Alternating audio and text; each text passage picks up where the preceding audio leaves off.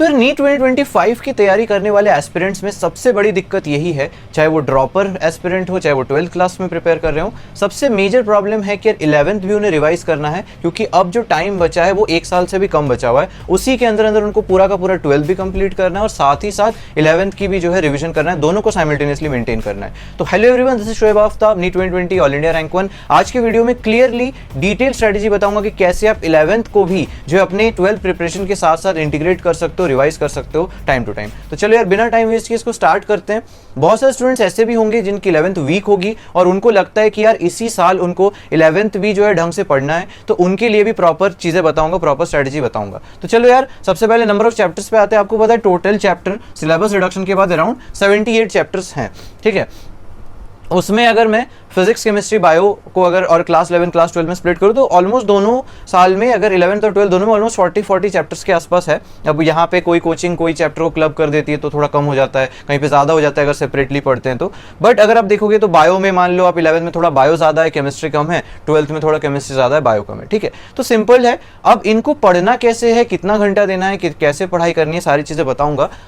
अब देखो यार कि बेस्ट अप्रोच क्या है। वैसे तो बहुत सारे तरीके हैं अगर आपको 11th और 12th एक साथ पढ़नी है, बट बेस्ट अप्रोच वही होगा जो आपके इंस्टीट्यूट के स्केड्यूल के साथ चलेगा। क्योंकि मैं नहीं चाहता कि यार आपके इंस्टीट्यूट में कुछ और चल रहा हो, आप जहां से कोचिंग लेते हैं वहां पे कुछ और चल रहा हो और आप अपने एंड में कुछ और पढ़ रहे हो, क्योंकि उसमें बहुत दिक्कत होगी, बहुत सारे बैकलॉग्स बन जाएंगे और आप बैकलॉग पढ़ते पढ़ते ही आपका जो है टाइम सारा वेस्ट हो रहा होगा।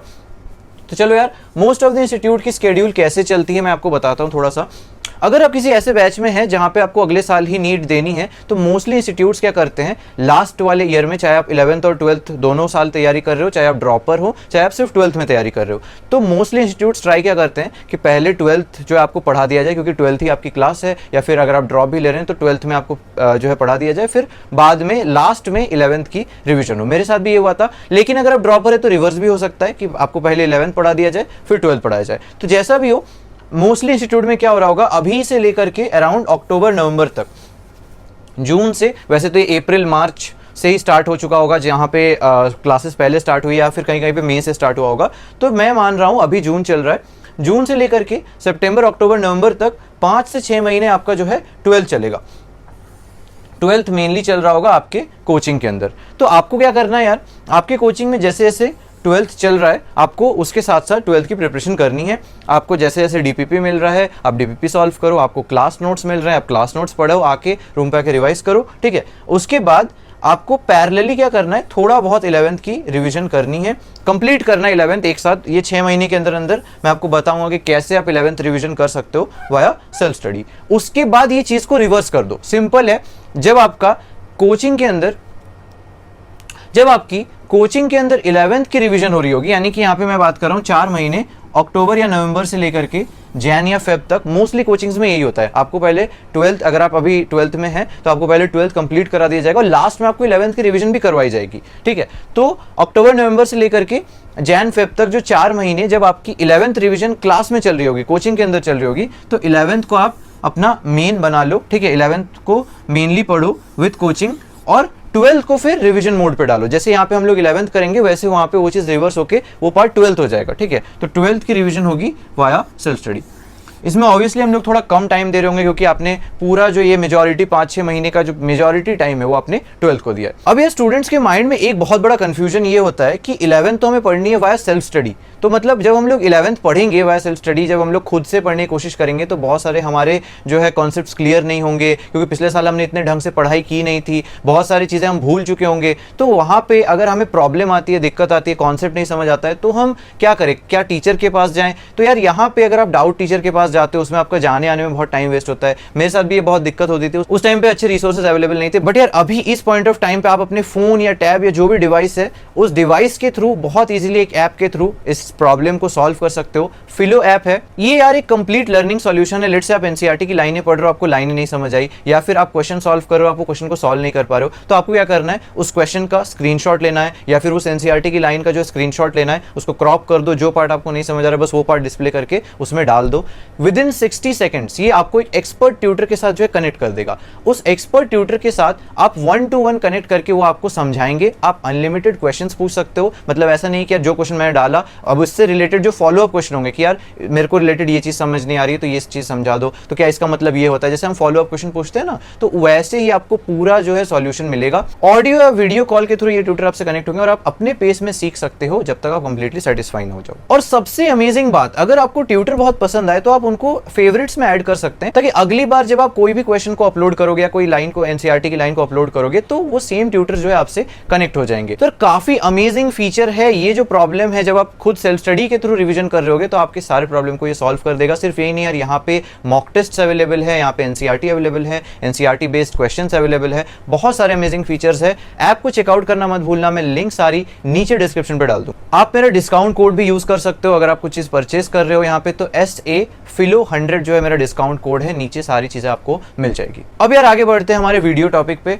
तो यार एक चीज मैंने आपको बहुत पहले बताई थी, 6 घंटे जब आप सेल्फ स्टडी करते हो तो उसको 3 पार्ट्स में इजिली स्प्लिट कर दिया करो, 2 और 2 घंटे, ठीक है। पहले वाले जो 2 घंटे यानी कि जब आप कोचिंग से जैसे ही लौटते हो, मैं तो कहता हूं कि आपको उसी टाइम पे ये चीज कर लेनी चाहिए। जो भी आपको उस दिन कोचिंग में पढ़ाया गया, या चाहे वो अगर वो ऑनलाइन प्लेटफॉर्म भी हो, तो जैसे ही आपकी क्लासेस खत्म होती है तो जो भी आपको पढ़ाया गया उस चीज को एक बार फटाफट रिवाइज करो। डेली क्लासेस की रिविजन तुरंत कर लिया करो। आपको मैक्स टू मैक्स 1 घंटे के अंदर जो भी आपको 5-6 घंटे में पढ़ाया गया वो आप इजिली रिवाइज कर सकते हो अगर आपने ढंग से क्लास में सारी चीजें सुनी है। उसके बाद जो भी आपको डीपीपी मिलते हैं वो सॉल्व करो। शायद थोड़ा और ज़्यादा टाइम लग जाए, मैंने यहाँ पे 2 घंटे के अंदर कोशिश किया है कि आपका ये सब कुछ हो जाए, बट नहीं भी होता है तो क्वेश्चन प्रैक्टिस वाला जो 2 घंटा है उसके अंदर जो है आप थोड़ी बहुत डीपीपी सॉल्व कर सकते हो। और एक्स्ट्रा क्वेश्चन प्रैक्टिस जो भी आप करोगे, चाहे वो आप मॉड्यूल से कर रहे हो या फिर अगर आप कोई बुक वगैरह यूज़ करते हो, PYQ बेस्ड यूज़ करना, एनसीईआरटी बेस्ड यूज़ करना, फालतू की बुक मत सॉल्व करना। इसके बाद हम आते हैं वो वाले 2 घंटे जिसमें हमें रिवीजन करनी है, जिसमें मैं बोल रहा हूं कि आपको 11th रिवाइज करनी है अलॉन्ग विद 12th। तो स्टार्टिंग में आप क्या कर रहे होगे, जब आपका मेनली 12 चल रहा होगा, स्टार्टिंग में तो ऑब्वियसली आप 11th रिवाइज कर रहे होगे, और फिर बाद में यानी कि पहले 5 to, यहां पर मैं बोल रहा हूं कि पहले 5 to 6 मंथ्स के अंदर आप ये कर रहे होगे, 2 घंटे आप 11th की पढ़ाई कर रहे होगे। और जब ये चीज रिवर्स हो जाएगी, यानी कि जब 4 महीने आपके 11th की रिवीजन चल रहे होंगे, तो 4 महीने 11th वाले रिवीजन के टाइम पे क्या करोगे आप, वही ये जो 4 घंटे, मतलब ये जो 2 घंटे क्लास नोट्स प्लस रिवीजन हो गया, डेली प्रैक्टिस प्रॉब्लम हो गया, क्वेश्चन प्रैक्टिस हो गया, ये पार्ट 11th के लिए हो जाएगा जब आपका रिवीजन चल रहा होगा। और 12th वाले पार्ट को आप 2 घंटे दे रहे होगे उस टाइम पे, जो लास्ट के 4 महीने की बात, ठीक है। तो आफ्टर अक्टूबर आप यहाँ पे 12th कर रहे होगे और अभी आप क्या कर रहे होगे, 11th कर रहे होगे। अब हमें पढ़ना कैसे है, देखो हमारे पास नंबर ऑफ चैप्टर्स के हिसाब से अगर मैं देखूं तो अगर मैं 2 घंटे दे रहा हूं तो 5 से 6 महीने के अंदर अंदर मुझे 11th कंप्लीट करनी है। तो 2 घंटे पर डे के हिसाब से देखा जाए 5-6 महीने के अंदर अंदर कितना टाइम होगा बताओ, अराउंड 300 आवर्स, ठीक है। क्योंकि 150 डेज 6 महीने हो तो 180 दिन, 5 महीने हो तो 150 दिन। मैंने 150 दिन इसलिए माना है क्योंकि ऑब्वियसली बहुत सारे टाइम ऐसे होगा जब आपको मॉक टेस्ट की प्रिपरेशन करनी होगी, कभी आप ब्रेक ले रहे होगे, कभी कुछ और हो रहा होगा, कभी कुछ प्रॉब्लम्स होगी, आप नहीं पढ़ पाओगे इतना। तो उस हिसाब से 150 डेज के हिसाब से 300 आवर्स बनते हैं। आपको 40 चैप्टर कंप्लीट करना है 300 आवर्स के अंदर। तो 40 चैप्टर रिवाइज करने के लिए आपको कितना टाइम मिल रहा है, अराउंड 6 to 7 आवर्स आपको मिल रहे हैं पर चैप्टर। पूरे रिवीजन करने के लिए आपको कितना टाइम मिल रहा है, 6 to 7 आवर्स, और ये मोर देन इनफ है। आपने इससे पहले फिजिक्स की वीडियो देखी, केमिस्ट्री की वीडियो देखी, बायो की वीडियो देखी, जिसमें मैंने क्लियरली बताया था सब्जेक्ट वाइज स्ट्रेटेजी के अंदर कि आपको अगर कोई चैप्टर रिवाइज करना है तो उसमें ज़्यादा से ज़्यादा 6 घंटे लगने चाहिए, ठीक है।